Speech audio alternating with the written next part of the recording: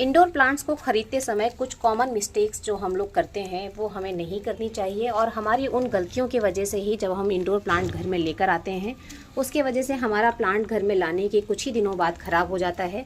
और ऐसा ना हो कि आपका जो प्लांट है आप लेकर आए हैं वो ख़राब ना हो। उससे अगर आप बचना चाहते हैं तो ये जो छोटी छोटी सी गलतियाँ हैं ये हमें बिल्कुल भी दोहरानी नहीं है। तो सबसे पहली चीज़ जो आप देख रहे हैं, जैसे कि मेरे पास में आप ये ग्रो बैग देख रहे हैं, इस ग्रो बैग के अंदर जो प्लांट लगा हुआ है आप देखिए कितना घना है और कितना अच्छा प्लांट है। तो नर्सरी से जब हम प्लांट खरीदते हैं तो हम देखते हैं कि बहुत ही ज़्यादा अच्छा और घना ये प्लांट है, जिसको कि हम घर ले जाकर मल्टीप्लाई कर लेंगे, और ऐसा सोचकर हम प्लांट को खरीद लेते हैं। और यही हमारी सबसे बड़ी गलती होती है कि हमने ये प्लांट खरीदा, जिसको कि नर्सरी वाले काफ़ी सारे प्लांट्स को मिलाकर एक प्लांट बना देते हैं और उनको जो है रिपोर्ट करके हमें सेल कर देते हैं। और घर पर लाने के बाद में सेम टाइम हम भी वही गलती करते हैं कि 4 से 5 दिन का हम वेट करते हैं, और उसके बाद उस प्लांट को जो है हम सेपरेट कर देते हैं, उससे ढेर सारे प्लांट्स को बनाने की गलती करते हैं, जिसकी वजह से हमारा जो ये प्लांट जिसको हम खरीद कर लाए हैं नर्सरी से वो कुछ ही दिनों में ख़राब हो जाता है और हमारे पैसे बर्बाद हो जाते हैं।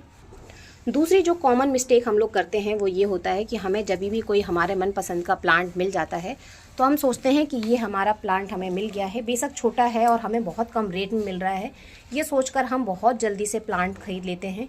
और ये हमारी जो है दूसरी बहुत बड़ी गलती होती है। अगर हम कोई इंडोर प्लांट खरीद रहे हैं और बहुत ज़्यादा छोटा है तो हमें वो प्लांट नहीं खरीदना चाहिए। हमें एक हेल्दी प्लांट खरीदना चाहिए, बेशक ही वो थोड़ा सा हमें महंगा मिल जाए, लेकिन हमें वो महंगा प्लांट खरीद लेना चाहिए। लेकिन पैसों की बचत करने के चक्कर में हमें कोई सा भी छोटा सा और अनहेल्दी प्लांट जो है बिल्कुल भी परचेस नहीं करना चाहिए।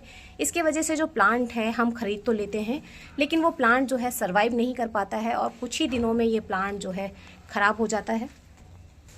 जब भी आप प्लांट खरीदें तो इस चीज़ का विशेष करके ध्यान रखें कि आपका प्लांट आपके एरिया की जो सॉइल है, जो मिट्टी है, उस तरह की मिट्टी में लगे हुए आपको मिल जाए तो बहुत ही अच्छा होगा। इससे आपका प्लांट जो है जब आप घर पर लाकर रिपोर्ट करेंगे तो आपका प्लांट जो है सेम तरह की मिट्टी में लगेगा, जिसकी वजह से उसके ख़राब होने की जो चांसेस हैं वो बहुत कम हो जाएंगे और आपका प्लांट ख़राब नहीं होगा।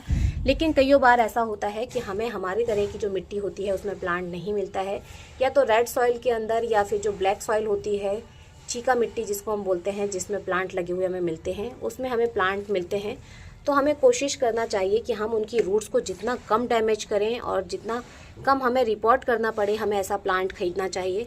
हमें ऐसा प्लांट बिल्कुल भी नहीं खरीदना चाहिए कि जिसकी हमें बहुत ही जल्द रिपोर्टिंग करनी पड़े, क्योंकि इंडोर प्लांट जो होते हैं बहुत ही धीमी गति से, बहुत ही स्लोली ग्रो करने वाले प्लांट होते हैं। इनमें जो स्पीड होती है ग्रोइंग की वो काफ़ी कम होती है, ये धीरे धीरे बढ़ते हैं। इसलिए जब हम इनकी रिपोर्टिंग कर देते हैं, हम सोचते हैं ये छोटा सा प्लांट है, इसकी हम रिपोर्टिंग कर देंगे और इसमें बहुत अच्छा पोटिंग मिक्स बना देंगे या बहुत सारी खाद डाल देंगे, जिसकी वजह से हमारा प्लांट जो है बहुत जल्दी और बहुत ही अच्छे से बड़ा हो जाएगा। और ये हमारी एक मिस्टेक होती है जिसकी वजह से हम अपने प्लांट को ख़राब कर लेते हैं।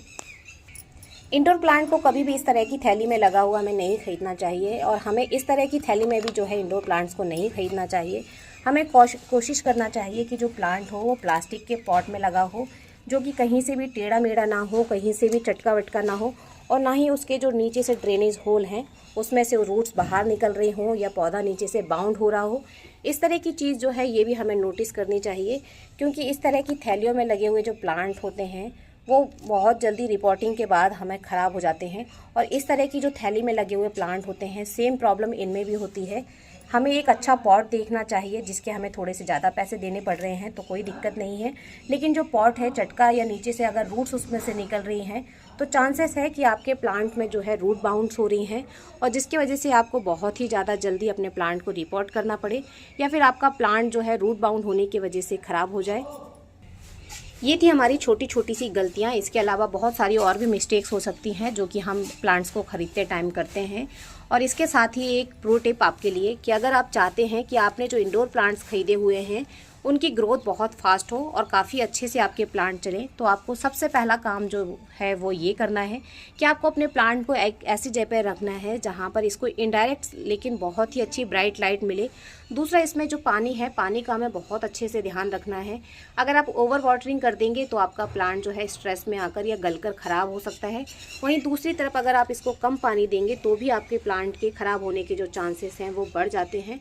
तो पानी का और लाइट का अच्छे से ध्यान रखिए। फिर आप देखिए कि आपके जो इंडोर प्लांट्स हैं वो भी काफ़ी हेल्दी रहेंगे और उनमें जो ग्रोथ है वो काफ़ी अच्छी रहेगी।